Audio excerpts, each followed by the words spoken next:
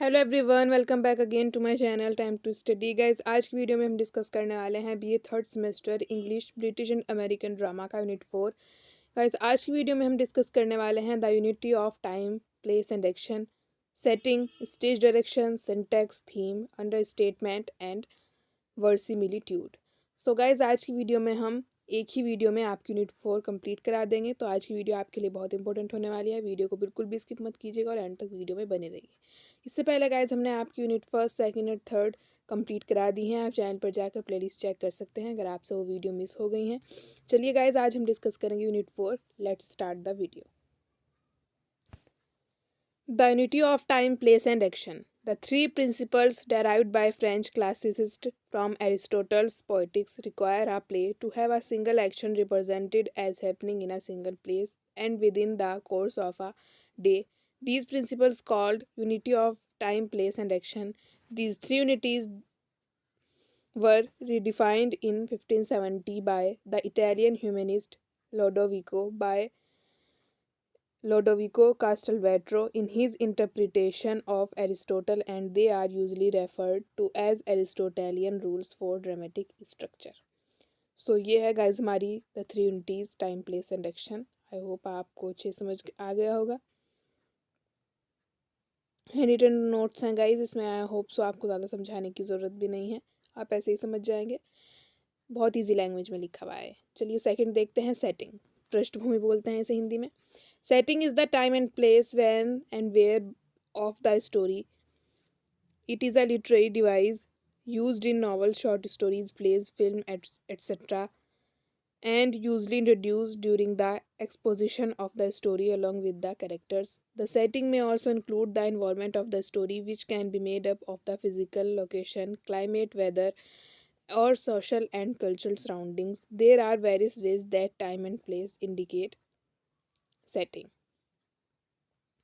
So guys ये हो गया हमारा सेटिंग। आई होप सो आप अच्छे समझ गए होंगे। बहुत इंपॉर्टेंट है गाइज़ आपके एग्ज़ाम के पॉइंट ऑफ व्यू से, क्योंकि हर साल वेरी शॉर्ट में ये इस तरह के क्वेश्चन ज़रूर पूछे जाते हैं। तो आप बहुत अच्छे से लर्न करना इन्हें। और guys unity of time, place and action, setting, ये सब तो वेरी वेरी इंपॉर्टेंट हैं।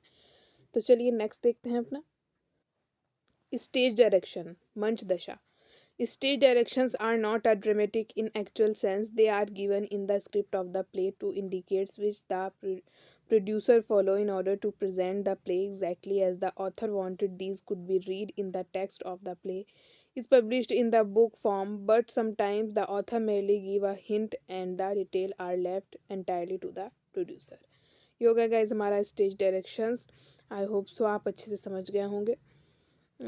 यहाँ पे मैंने एरो बना के लिखा हुआ है, आप देख लीजिएगा, आपको अच्छे से क्लियर हो जाएगा यहाँ से। Stage direction are instruction in the script of a play that tells actor how to enter, where to stand, when to move. Also information about the lighting, scenery, props and sound effects.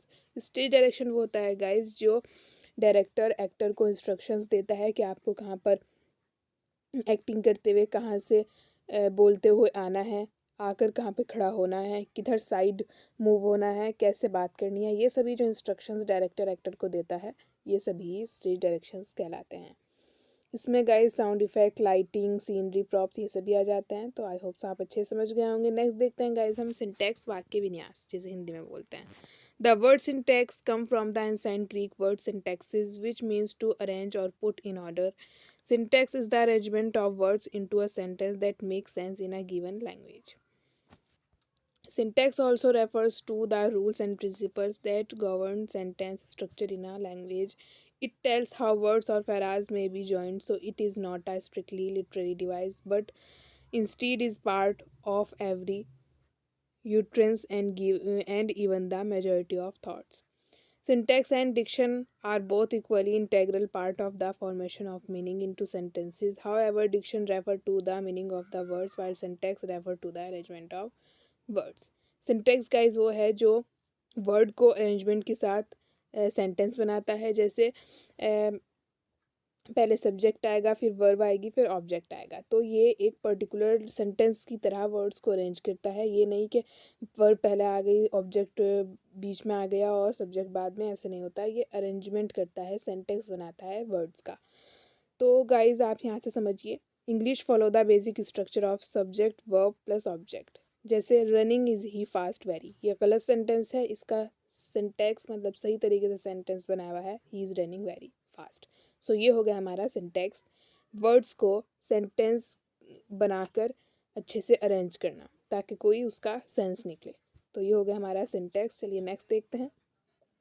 Next है guys theme, जिसे विषय वस्तु बोलते हैं हिंदी में।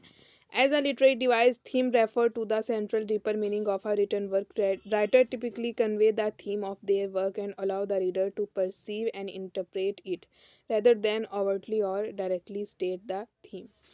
As reader infer, reflect, and analyze a literary theme, they develop a greater understanding of the work itself and can apply this understanding beyond the literary work as a meaning of grasping a better sense of the word. Themes are often subject to the reader perception and interpretation. It means that reader may find primary and secondary themes in a work of literature, share common theme and central ideas as a literary device. Theme allow the author to present and reveal all aspects of human nature and the human condition. ये हो गया guys हमारा theme, बहुत important है guys, ये आप अच्छे से देखिएगा। नेक्स्ट देखते हैं अंडर स्टेटमेंट। अंडर स्टेटमेंट जिसे अंडर एस्टिमेट भी बोलते हैं गाइज।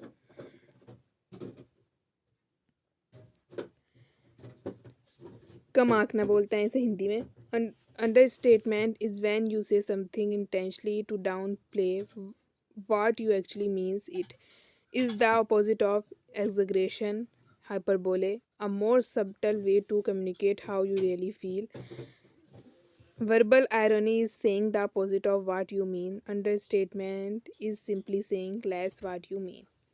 यहाँ पे गाइज आप अच्छे से समझिए इसे। It represent something as less important, less valuable और smaller. An understatement is opposite to another figure of speech, hyperbole, which is an overstatement. Guys ये किसी चीज़ को बहुत कम आंकना, यहाँ पे आपको हिंदी में बताया हुआ है कि इसे कम आंकना बोलते हैं, मतलब किसी चीज़ को मीनिंग ही इसका लेस कर देते हैं, मतलब किसी चीज़ को अंडर स्टेटमेंट करते हैं, अंडर एस्टिमेट करते हैं ये। मतलब किसी चीज़ को कम वैल्यूबल, कम इम्पोर्टेंट और स्मॉलर वे में दिखाते हैं। एग्जाम्पल है इसका, I am not the best dancer after winning a dance competition. जैसे कोई डांस कॉम्पिटिशन जीतने के बाद, विन करने के बाद बोलता है कि मैं कोई अच्छा डांसर नहीं हूँ, तो ये इसका परफेक्ट एग्जाम्पल है। मतलब अपने आप को या किसी और को कम आंकना, जबकि उसमें वो खूबी कह लीजिए आप, या वो चीज़ होती है। मतलब जैसे गाइस किसी में बहुत अच्छा सिंगिंग का टैलेंट है, वो सिंगिंग कंपटीशन जीत भी जाए और उसके बाद वो बोले कि मैं कोई अच्छा ज़्यादा अच्छा नहीं गाता हूँ, तो ये अपने आप को अंडर एस्टिमेट करना बोलते हैं, इसे कम आंकना। तो चलिए गाइस इसके एग्जाम्पल हमने देख लिए हैं, अब हम इसके देखते हैं type of under estimate. First है आयरनिक अंडर एस्टिमेट, सेकेंड है नॉन आयरनिक अंडर एस्टिमेट। तो ये हो गया गाइज हमारा टाइप ऑफ अंडर एस्टिमेट। चलिए नेक्स्ट देखते हैं, आई होप्स आप अच्छे से समझ गए होंगे। एग्जाम्पल्स ऑफ थीम्स देख लीजिए गाइज आप। इससे पहले हमने थीम्स देखा है, यहाँ पर इसके एग्जाम्पल लिखे हुए हैं। Courage, Iliad and Odyssey by humour, उसमें मतलब साहस का वो दिखाया हुआ है, यहाँ पे थीम है इसकी साहस की है। जो होमर की इलियड एंड ओडिसी है, इसमें लव थीम है रोमियो एंड जूलियट में, जो शेक्सपियर के द्वारा लिखी हुई है। रिवेंज, बदले की भावना वाली थीम है मैकबेथ में, जो शेक्सपियर के द्वारा लिखी हुई है। सब मेजर थीम्स हैं guys, love, friendship, betrayal, power, corruption, conflict, good evil, family dynamics, ये मेजर थीम्स होती हैं। तो आई होप्स आप अच्छे से समझ गए होंगे। मैंने ये आपको थीम पहले बता दिया, एग्जाम्पल्स बाद में बता दिए, पर आई होप्स आप अच्छे से समझ जाएंगे क्योंकि ये बाद में लिखे हुए थे, तो मैं पहले बताना इसे मिस हो गया था मुझसे। तो आई होप सो आप थीम और अंडर एस्टिमेट अच्छे से समझ गए होंगे। नेक्स्ट है guys verisimilitude. The word verisimilitude comes from the Latin word verisimilitudo which means probably, संभावना और ट्रू, सत्य।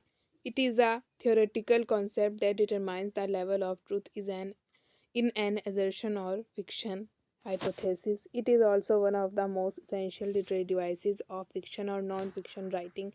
It helps to promote a reader willing suspension of disbelief. Culture verisimilitude, generic verisimilitude, इसके टाइप्स हैं guys. आई hope so आप इसे अच्छे से समझ गए होंगे। तो यहाँ इसी के साथ गाइज हमारी यूनिट 4 कंप्लीट होती है। आई होप सो आप इसे अच्छे से समझ गए होंगे। ये हैंड रिटन नोट्स हैं गाइज, आपको इसमें ज़्यादा समझाने की भी ज़रूरत नहीं है। ये बहुत ईजी लैंग्वेज में लिखे हुए हैं, आपको अच्छे से समझ आ जाएंगे। I hope so. तो इसके 2 टाइप्स हैं, culture and generic verisimilitude. I hope so आप इसे अच्छे से समझ गए होंगे। सो गाइज इसी के साथ हमारी आज की वीडियो कंप्लीट होती है। आज की वीडियो में हमने एक ही वीडियो में आपकी यूनिट 4 कंप्लीट करा दी है। अगर आज की वीडियो आपको अच्छी लगे तो वीडियो को लाइक, शेयर एंड सब्सक्राइब करना मत भूलिएगा गाइज। मिलती हूँ नेक्स्ट वीडियो में नए टॉपिक के साथ। तब तक के लिए goodbye, thanks for watching.